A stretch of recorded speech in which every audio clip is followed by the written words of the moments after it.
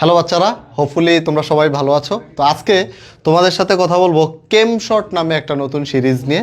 এইটা basically one shot টাইপের class. তো এইখানে ওয়ান শট আর কেম শটের মধ্যে ছোট্ট একটা পার্থক্য আছে। পার্থক্যটা কি?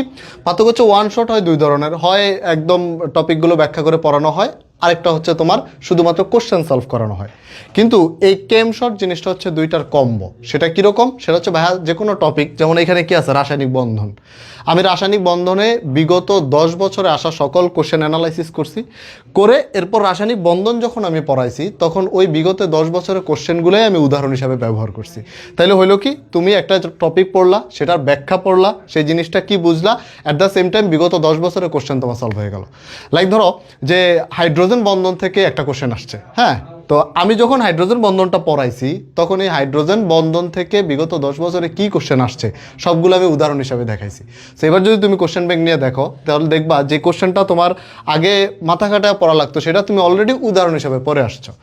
সো যারা বেসিক্যালি ওয়ান শট নিয়ে কান্নাকাটি করো, যাদের পড়াশোনা আইসিইউতে থাকে, লাইফ সাপোর্টে থাকে, সারা বছর খোঁজখবর থাকে না, পরীক্ষার আগে এসে কান্নাকাটি শুরু করে দাও, তো তাদের জন্য এই কেম শট সিরিজটা হবে বেস্ট একটা কম্বো।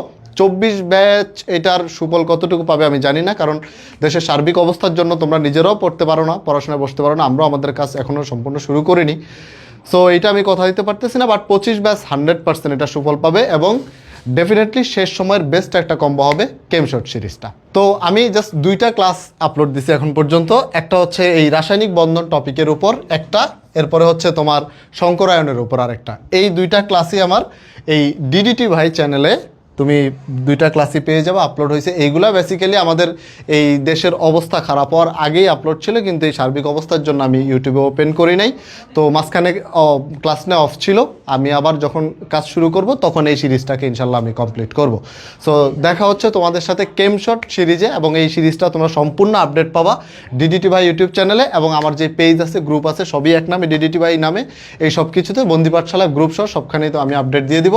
সো দেখা হচ্ছে ইনশাল্লাহ কেম শট সিরিজ নিয়ে। আল্লাহ হাফেজ।